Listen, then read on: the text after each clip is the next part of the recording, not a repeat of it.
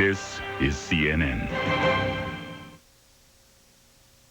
It will cost us several $billion in tariff losses. It will cost us at least $15 billion and probably more to build infrastructure. And we will have a $20 to $40 billion bill on pollution alone. Now, guess who's going to pay that? All you hardworking taxpayers that still have jobs, go look in the mirror. We have the opportunity with NAFTA to stop this kind of stuff. All of the problems that Mr. Perot talks about will be made worse if NAFTA is defeated. We have an opportunity to make all of them better if we pass NAFTA. The Vice President and Ross Perot did not mince words, but how much more do we know about NAFTA now than we did before the debate?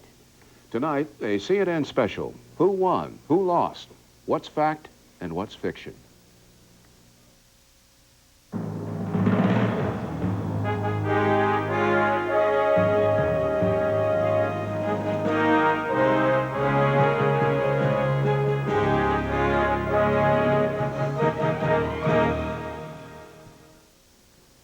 Good evening from Washington. I'm Bernard Shaw.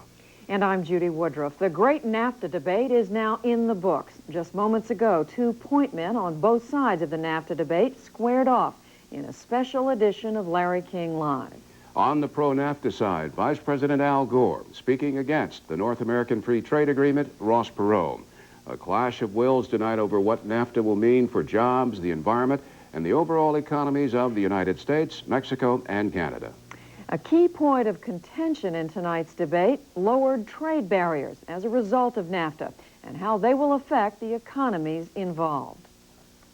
Now, I've heard Mr. Perot say in the past that, as the carpenter says, measure twice and cut once. We've measured twice on this. We have had a test of our theory and we've had a test of his theory. Over the last 5 years, Mexico's tariffs have begun to come down because they've made a unilateral decision to bring them down some. And as a result, there has been a surge of exports. You do need to measure twice and cut once. But then if you have a program that is failing, you should not institutionalize it. See, the Mexican program has failed. It's failed the people of Mexico. It's failed the people of the United States. These numbers they give of exports from the United States are not realistic numbers. Later, Vice President Gore accused Mr. Perot of bringing the politics of fear into the NAFTA debate. Joining us now for analysis of this debate tonight, CNN correspondent Bruce Morton and political analyst William Schneider. Bill Schneider, who won? Gore. I think Gore was calm, cool, collected. His arguments were simpler, they were cleaner, and for the most part, he was able to be aggressive with Perot without showing his aggression. I thought Mr. Perot showed a side of himself that, frankly, I hadn't really seen before. Which was? Meanness. He was testy, he was mean, mean-spirited in many cases. He was thrown on the defensive. He clearly didn't like being there. You know, his famous sense of humor, his charm that came through in the presidential debates, I just didn't see a lot of it tonight. Bruce, what did you see? Well, I agree with Bill about that. This was a Perot who at one point called the vice president a liar, and at another point looked at him and said, "Are you listening to me? Work on it." This is a kind of mean-spirited man that we hadn't seen before. He was supposed to be the feisty average guy. This was a kind of crabby average guy, I thought. Inaccuracies all over the place, of course. Almost every number in this debate is subject to dispute, but I noticed Mr. Perot saying very early on, wages in Mexico continue to decline. Almost everything I've read about this says that wages in Mexico, though nowhere near the wages in the United States, have been going up in recent years. There's a lot of number argument, of course, in all this. Did Perot score any points tonight, though, Bill? I mean, didn't he, with a couple of early charts and the picture he showed early on of what he called the slums around a factory? I mean, did that get him anywhere, do you think? Well, I think Perot played to a certain fearfulness in the American public that's real about what the consequences of this treaty are going to be. I mean, if I had a word to describe Perot's message, it was fearfulness. Be afraid. Gore seemed very confident. Be optimistic. I think Gore's best moment was when he said, we're facing a fundamental choice in this country comparable to the Alaska Purchase, the United States joining the UN or NATO, and we must not make the wrong choice. He elevated the stakes. I thought Perot, in many cases, scored some points about what could happen as a result of this treaty. He scored some very good points about the country we're dealing with, about Mexico, about the problems down there, and I think those really did hit home to a lot of Americans. Points that were scored, Bruce. Who do you think came out ahead that way?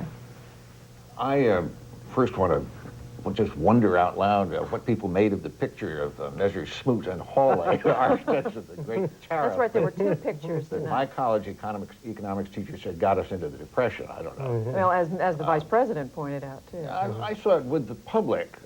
Sure, the Vice President looking at Perot saying that's the politics of fear. That is what it sounded like. The passage that Bill remembers, it's like joining NATO, it's like the Louisiana Purchase. This is a big deal for America.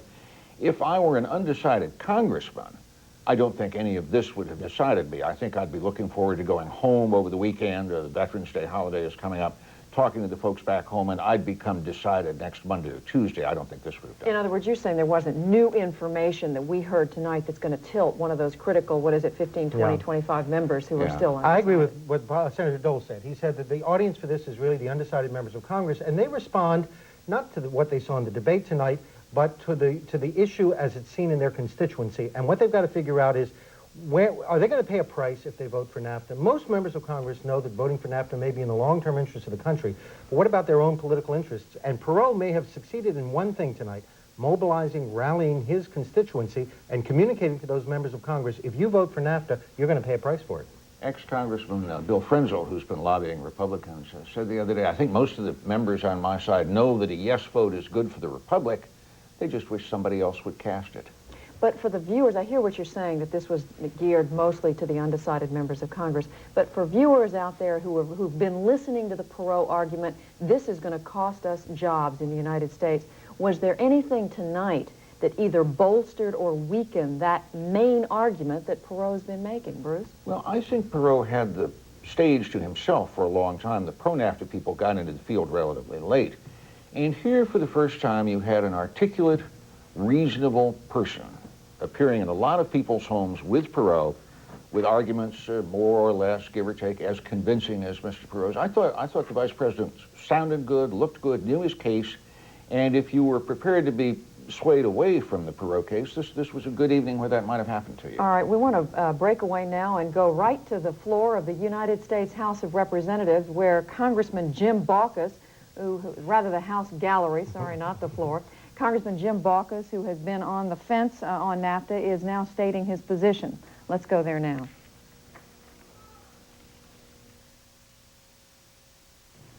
By the debate between Vice President Gore and Ross Perot. In fact, my throat's a little worse because I found myself cheering so hard for Al Gore. He didn't seem to need my help. Ross Perot spoke of the fears and frustrations and resentment of the American people. Al Gore spoke of the hopes and aspirations in the future of the American people. And I believe that sums up the difference between those of us who are for NAFTA and many of those who are not. In my own district, I believe my constituents will profit considerably from the enactment of the North American Free Trade Agreement. In particular, I believe we will keep and create more, and especially more high-paying, high-tech jobs throughout Central Florida. I believe that will also be true throughout Florida and throughout America. I'll give you one example. The largest employer in my district is a company called Harris Corporation. Harris represents literally tens of thousands of people. They have 12,000 employees. There are about 50,000 of my constituents who are in the families of the Harris Company.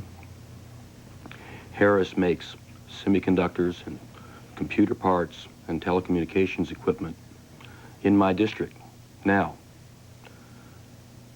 and ships a lot of those products to Mexico. In fact, Mexico, they tell me, is their fastest growing market. Right now, the Mexicans have tariffs of 20% and 25% on those products. Harris has to pay those tariffs before entering that growing Mexican market. In spite of this, Harris has resisted the urge to move to Mexico. But they have a new temptation to do so. The Japanese have begun to locate plant to compete with Harris in Mexico. Democratic Congressman Jim Backus of Florida, who until tonight was officially undecided on how he was going to vote on NAFTA, and yet Bruce Morton and Bill Schneider were sitting here talking about this. This is someone the White House felt strongly was going to go their way, but they were holding this announcement in reserve. Is that fair to say, Bill? Yeah, they wanted to create the impression that this man had suddenly changed his mind from watching the debate. They announced this afternoon that they would have someone there who's going to come out for NAFTA. Somebody would make the announcement right after the debate to create the impression that the debate was, that there was momentum. They wanted to create the impression of momentum. But in any event, he's announced it formally. Well, and in fact, they are getting some momentum. There were, I think, 5 converts earlier today. All right, Bruce Morton, Bill Schneider, thank you. Who will be the winners and losers in the controversy over NAFTA? Up next, we will speak with representatives of people who have a keen interest in the outcome.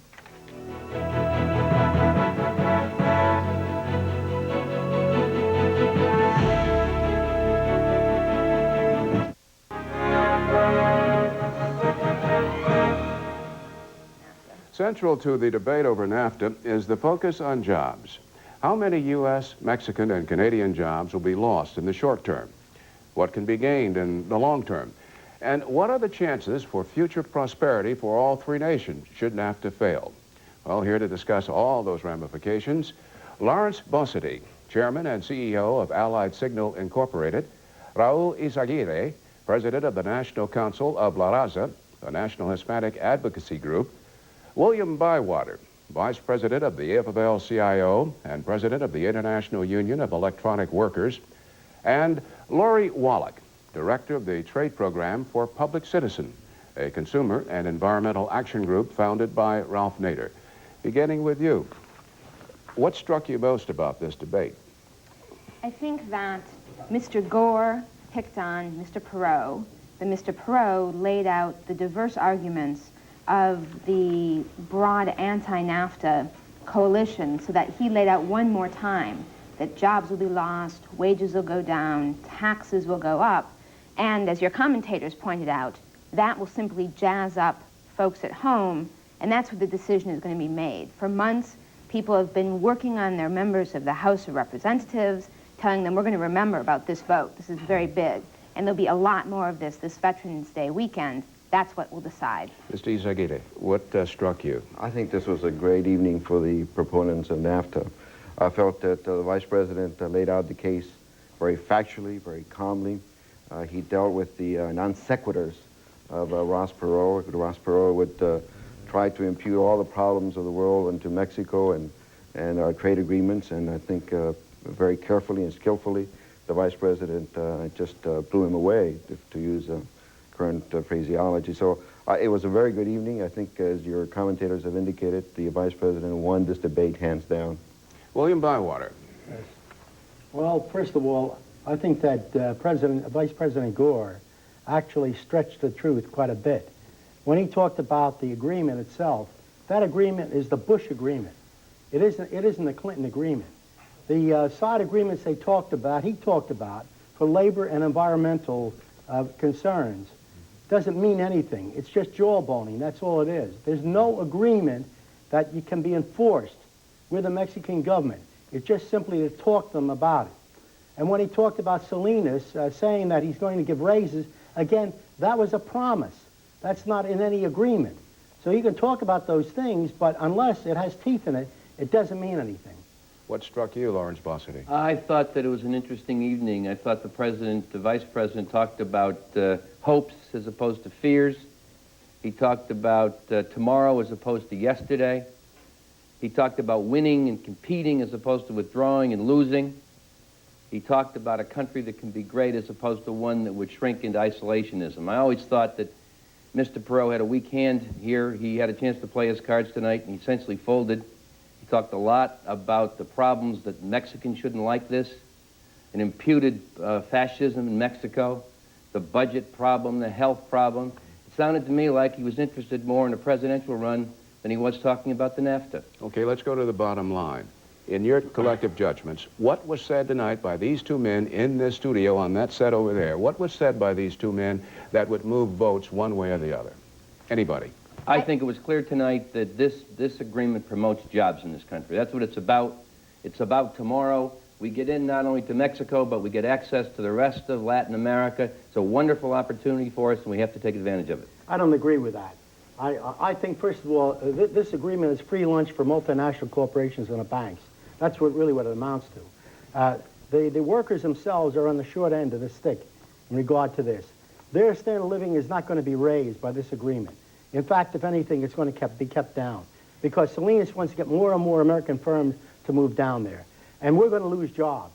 And the fact is that even the Department of Labor is already getting ready for retraining. They're talking about something like 20,000. It's going to be a lot more than 20,000 that have to be retrained. I think in this debate particularly, it's not the issue. NAFTA will be decided by the American people communicating to their members of Congress. They've been doing it for months in an unprecedented grassroots campaign, which is why $35 million of Mexican government lobbying money, $30 million of corporate money, the presidency, has not, in fact, moved the votes. Folks at home are making it very clear. They think this is going to cost their jobs, and they've seen the model, and they're going to remember this vote. That sounds like a threat to me, but what impressed me about the debate tonight was the fact that we talked about it in terms of the United States and Mexico only. This is the North American Free Trade Agreement. Notice that in the dialogue there wasn't any mention about Canada. It was as though the argument against NAFTA rested on whether or not Mexico is like us. It sounded like if there's a problem with Mexico, we shouldn't have any relations with them. And of course the consequence of that is that we can only trade with perfect countries, and obviously that would mean a loss of American jobs. I would just like to say about the jobs, this is a spark plug, an Autolite spark plug. It's made in Fostoria, Ohio. We make 18 million of them.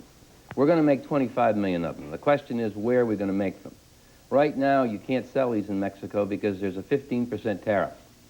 If this NAFTA is passed and that tariff is removed, we'll make these in Fostoria, Ohio. We won't have 1,100 jobs, we'll have more jobs. More than that, there's a casing on this, which is made by a little company in Sydney, Ohio, with 35 employees. They also will be a part of this NAFTA approval.